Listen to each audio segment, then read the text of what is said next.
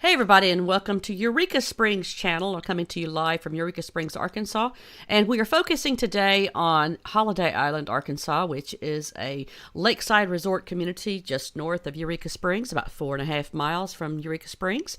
And the Holiday Island Chamber of Commerce has been very active in promoting all of the new businesses that are coming to Holiday Island to open up. And we have another new business that is opening up at Holiday Island, and I was going to show you guys some information. We have a grand opening that's going to be occurring in Holiday Island for Circle of Life Hospice, which will be on Tuesday, November the 9th.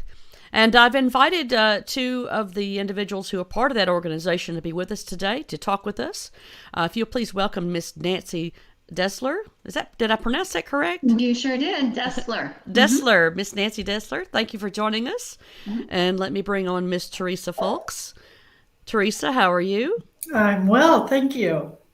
So, Holiday Island is a wonderful community and full of a lot of wonderful people. And I'm so thrilled that you've been a part of our community already, but sort of opening up the doors a little wider with Circle of Life Hospice. For those that are not familiar with hospice, would one of you please take just a moment to explain to people that are watching what hospice is all about? Yes, I'd love to. Hospice is an organization that builds a support system around a patient that has been given a terminal diagnosis. And we don't only just serve the patient, but the whole family, the husband, the wife, the children. So it's building that support system around them with a team consisting of a nurse, a social worker, an aide, and a chaplain. And they do visits in the home or wherever the patient calls home, whether it's a nursing facility, an assisted living, or an actual home residence in the community. And so we come to wherever they are. When a physician has made the determination that as things have progressed, they're making a guess that a person has 6 months or less, then that cues them that it's time to send a hospice referral. Just because in those months, if the disease progresses as is expected, then the family and the patient are going to need more support. Now, is it always just 6 months? No, we've had patients that have been with us for a year or even a little longer. As long as we're able to document that our services are keeping them out of the hospital, that we're meeting goals as far as helping them during their decline, then we're allowed to keep that patient. However, it's rare, but sometimes we get a patient, and because of the change in goals and the change in perhaps their medications and things, they actually improve and they graduate from hospice. They no longer need our services. So, we cannot predict the future 100%, but we're there to support as long as we're needed. It is a fantastic organization, and the services that you guys provide, make a world of difference, not only from the scope of the actual home where the patient is, but all the community around. And so I'm excited that you guys are a part of our little community here at Holiday Island. Nancy, so tell me a little bit about your role in the organization and what do you do there? Yeah, I'm the marketing manager here for Circle of Life, and I have the privilege of being able to be out in the community and help to educate what hospice is and how we can help each family. I'm involved in all of the advertising, our website, social media, and then, of course, out in the community helping to bring awareness about what Circle of Life can do to help their family. So you guys are covering not only Holiday Island, but Circle of Life is a pretty wide girth of where you cover. What counties do you guys cover? Benton, Washington, Madison, and Carroll. Okay, all right. So from the Carroll County perspective, about how many people on a daily census are you guys treating here? We have 31 patients currently. Okay, okay. And so beyond the actual care there in the home, what about any kind of aftercare after someone has lost a loved one? Could you explain to me a little bit about what that looks like for folks? Our social workers are involved in helping families deal with anticipatory grieving, and then we have the bereavement program assisting patients, families up to 13 months afterwards. We communicate with the families through letters, and we also have opportunities to come together for counseling. And then we have ceremonies. We have a beautiful rock ceremony. Each time we lose a client, a rock is put into a vase. And then there's a ceremony where the chaplains take those rocks and put them out in the gardens, and it's a really touching ceremony. We honor our veterans on Veterans Day, and we do special things for the family. Even while the patient is still living, with offering them a flag and honors for their service. So That's great. So I know that a large part of hospice typically is rounded around volunteerism as well. So Nancy, what's that been like with COVID-19 being a part of our world as far as your hospice pool for volunteers? Yeah, well, we have still been able to use our volunteers, and just had to come up with some unique ways in order for them to be able to stay in touch with our patients and their families and within our organization. A lot of them have continued to write notes of encouragement to patients.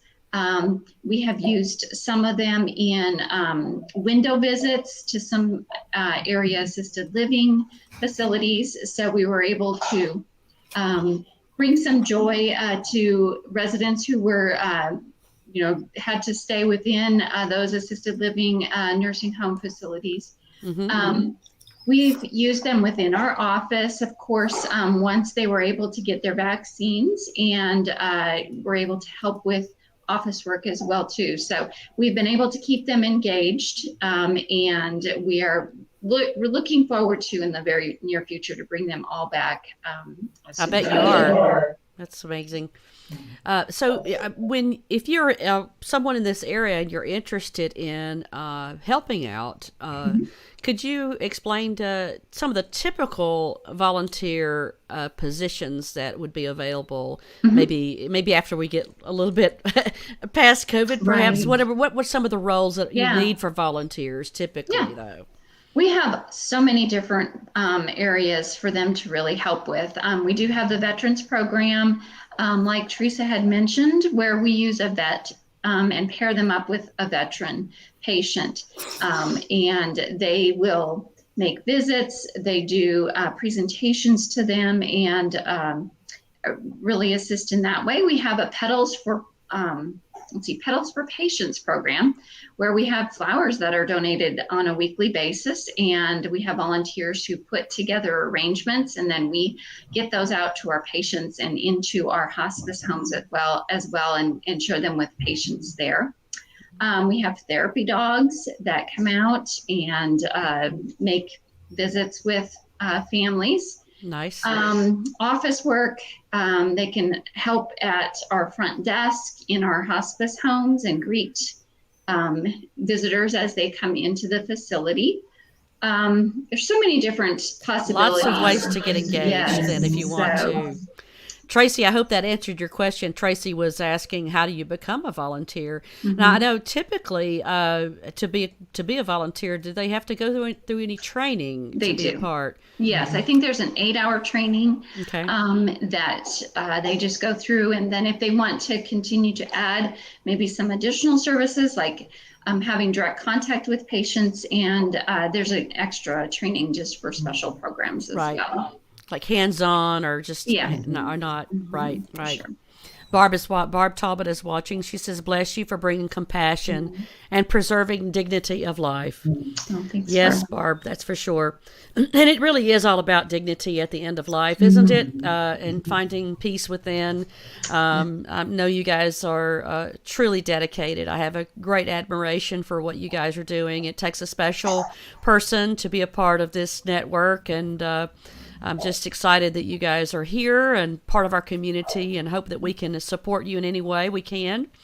I know that the opportunity is going to be here for everyone to come and see you guys and meet with you face to face for your grand opening, which I'm excited about.